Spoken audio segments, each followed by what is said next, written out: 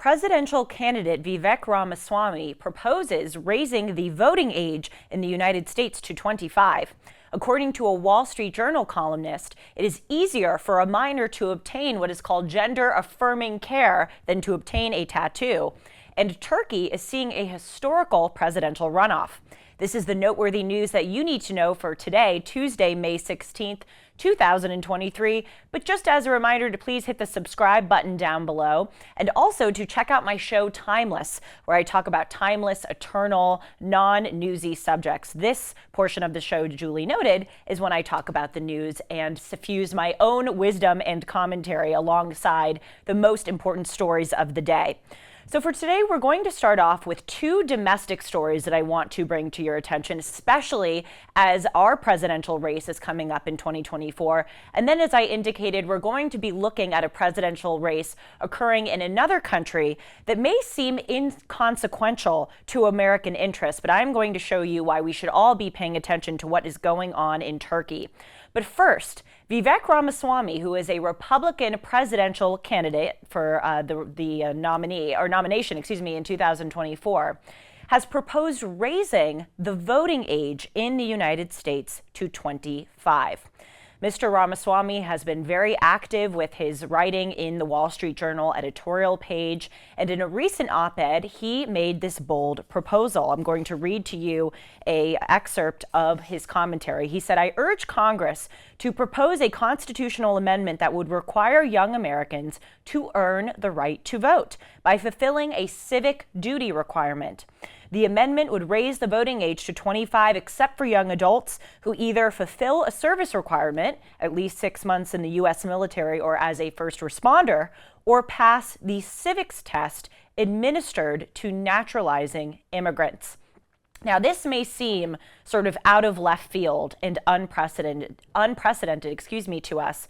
But Mr. Ramaswamy makes the argument that actually some of our laws pertaining to voting ages are actually tied up in this civic duty requirement. For instance, the main justification in 1971 for the 26th Amendment, which lowered the voting age to 18, was that it was only fair to lower the age to 18 given the military draft. This was, of course, in 1971 during the time of the Vietnam War, when there was a compulsory military draft for American men starting at age 18. But we see right there, even though times have changed and we no longer have a draft, we see that voting was tied to civic service. And now we are witnessing really a turn in the way that Americans view their duty and view their country themselves.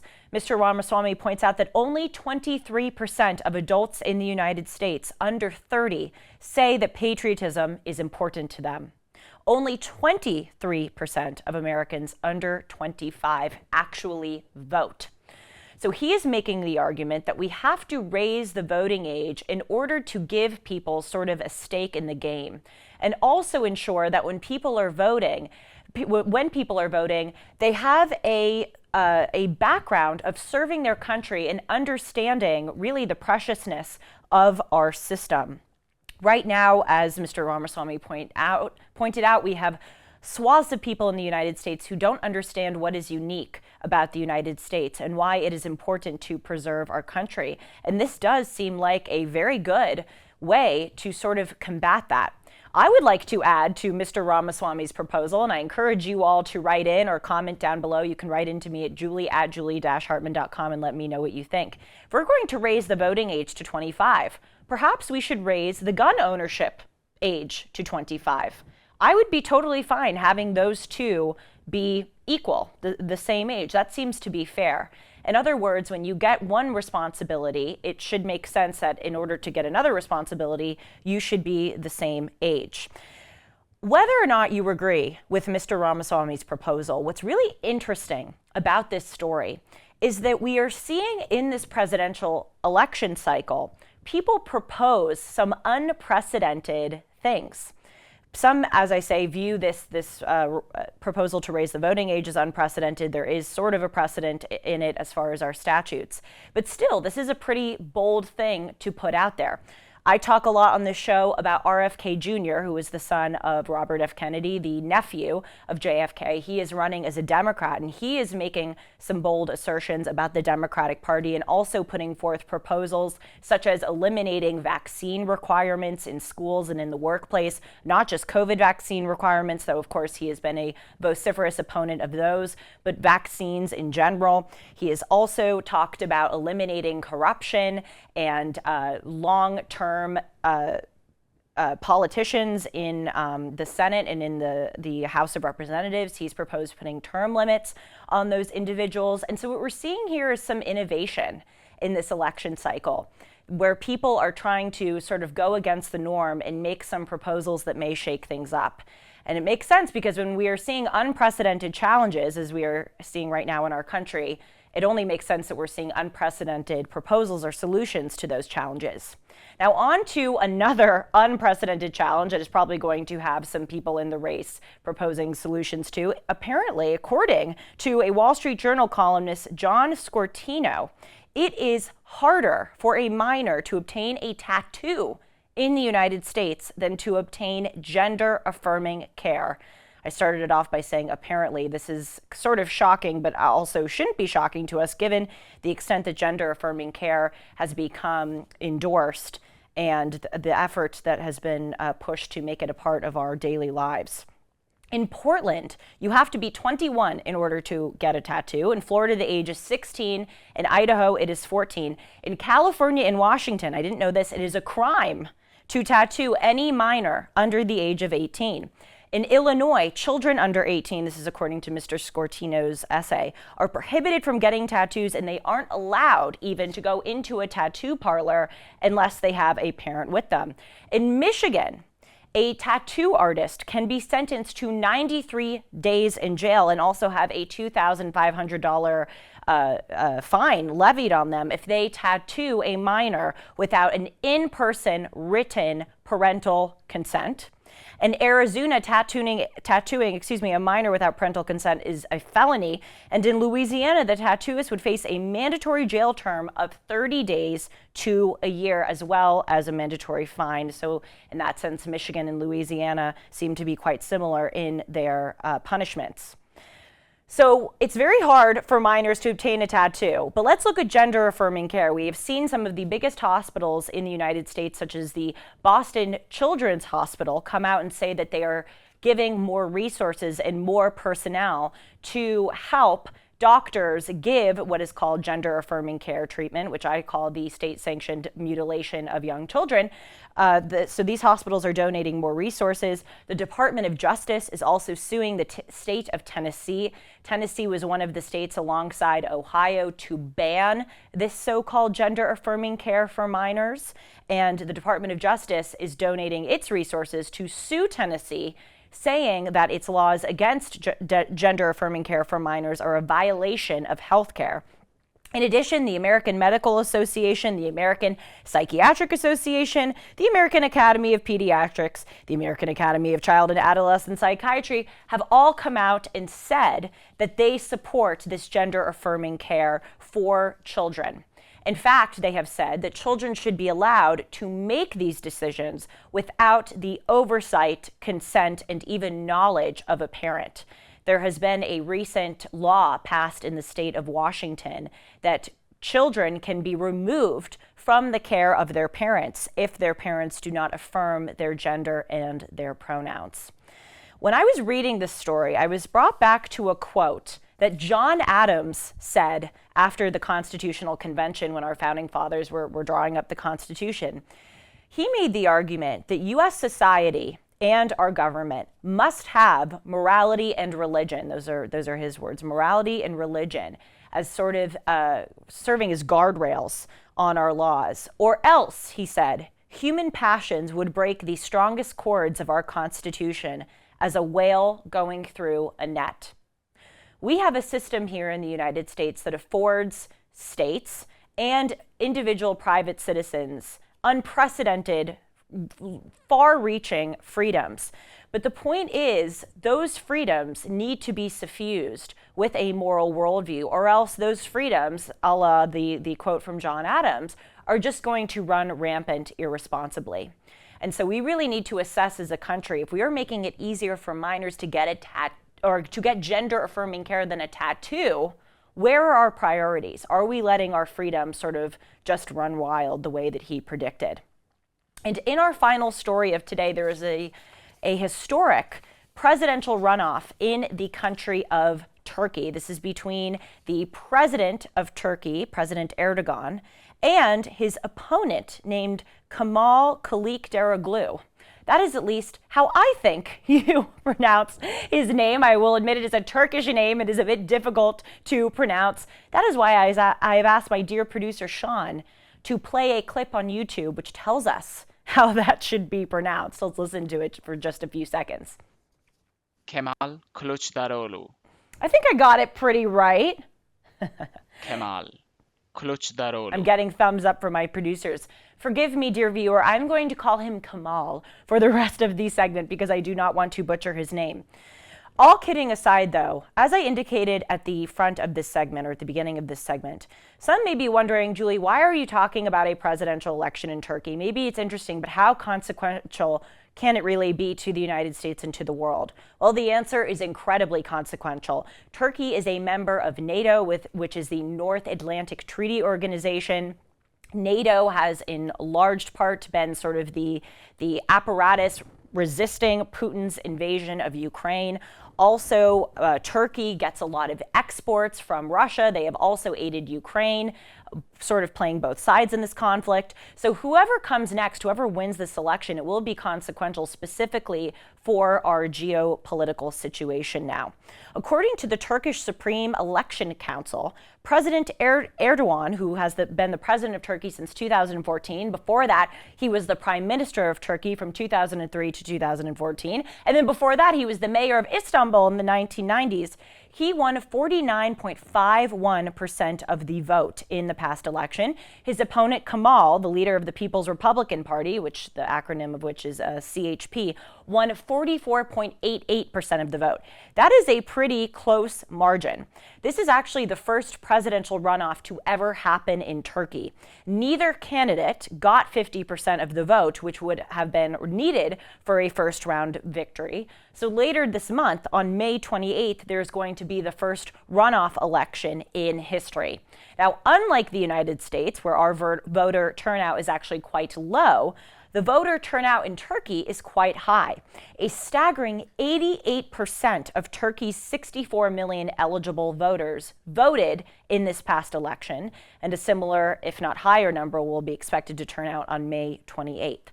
In addition to this election, there were also parliamentary elections. Erdogan's Justice and Development Party won as the largest party in parliament, which probably bodes well for his presidential election runoff later this month. And the CHP, that is the party of Kemal, the People's Republican Party, secured 35% of the vote. So what is at stake here for Turkey? Well, Turkey has been plagued by economic troubles. Back in the fall of last year, of 2022, inflation in Turkey hit an all-time 25-year high. 86% was their inflation rate. Their currency was and continues to be way overvalued. Foreign investors have pulled out of Turkey. So Turkish citizens are quite worried about this situation. Also, for the sort of geopolitical leaders of the world, they're worried about Turkish currency being overvalued and about inflation troubles there. Now, President Erdogan has pursued an unorthodox policy of combating this inflation. Usually, you raise interest rates in order to make getting loans or engaging in financial activity harder for people so people don't spend as much and then inflation goes down. Erdogan has done the exact opposite. He is actually cut interest rates instead of raising them, which some have said have only perpetuated and exacerbated these economic troubles. In addition, President Erdogan has been criticized for jailing his opponents. He actually combated a military coup that almost toppled his rule back in 2016 that was in opposition to him jailing his opponents. So many are hoping that maybe if the other candidate is elected, that more freedoms will be brought to Turkey, although that is unclear. And of course, the recent earthquake has wreaked a lot of havoc on the country. For those who are unaware, back in February, there were two disastrous earthquakes in Syria and Turkey, one 7.8 magnitude, the other 7.5 magnitude.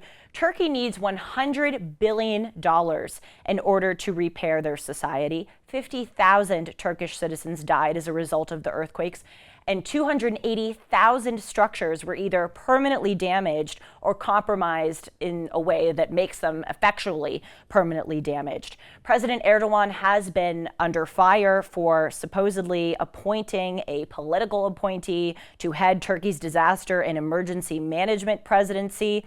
Apparently, this individual has not done a good job with the repair efforts in the wake of this earthquake. And also, President Erdogan has been under fire because part of his strategy, as far as getting more popularity over the past few years, has been to approve construction projects and allow certain construction companies to build in Turkey without abiding by necessary safety protocols. There have been several cities in which the president has given these grants and ignoring the safety codes in these places with housing shortages, and those cities were overwhelmingly the ones with the highest death rates in the earthquake. So that's what's at stake as far as Turkey's domestic situation. Now let's look at the global situation. As I mentioned, Turkey is a member of NATO. Now, actually, members of NATO have wanted to expel Turkey. There have been some rumors about them wanting to expel Turkey from the organization because they do not view Erdogan as sufficiently committed to NATO's cause. As I mentioned, under President Erdogan, Turkey has sold weapons to Ukraine, but has also traded with Moscow. Now, Turkey is on the Black Sea, so it's right near Russia. Half of Turkey's domestic energy needs are met by natural gas imported from Russia, so they really can't impose Western sanctions on Russia. They need to continue engaging in trade with Russia in order to bolster their economy. In addition, Turkey bought Russian-made S-400 air defense system parts. So some view President Erdogan as cozying too much to Russia while also playing both sides and giving aid to Ukraine, whereas some are saying that President Erdogan needs to stay in office because, whether you like it or not, Turkey relies very heavily on Russia in order to keep their economy going. Now, Kemal, President Erdogan's opponent, has said that healthy relations with Moscow are in Turkey's best interest, but he is also, in a way that is different from President Erdogan, blasted Russia for corruption and specifically foreign interference. Earlier on in this election cycle, there was another opponent or candidate rather, who was running to oppose President Erdogan's re-election bid. And he had to drop out of the race because there were allegations about an extramarital affair that he engaged in. Now, Kemal accused, Russia of planting this information. He even accused Russia of making AI deepfakes, which are essentially fake images or fake words in order to mimic someone speaking. He has accused Russia of planting this information in order to get that candidate out of the race. That has spurred President Erdogan to condemn Kemal, saying that he is a Western hack, that President Joe Biden is speaking in his ear, trying to get him to oppose and condemn Russia, which is not in Turkey's best interest. Now, Turkey also does not support Sweden, which is a neutral country, from entering NATO, whereas Kemal, President Erdogan's opponent, does support Sweden entering NATO. He has also said that Turkey must comply with the decisions taken by NATO, which seems to be more of an anti-Russian, pro-West, pro-NATO position. And finally, Kemal, President Erdogan's opponent, has pledged to revive Turkey's stalled bid to join the European Union. This would bring Turkey closer to the West, away from Russia. And again, depending on how you view it, some think that this is a good thing by getting closer to the West. Some people think that this would just totally collapse Turkey's economy, which relies so heavily on Russia. And the final point, I've been talking a lot about the geopolitical situation. I want to quickly go back to what this means for Turkey domestically. The main differences between President Erdogan and Kemal are actually in their view of the way Turkish citizens should view themselves.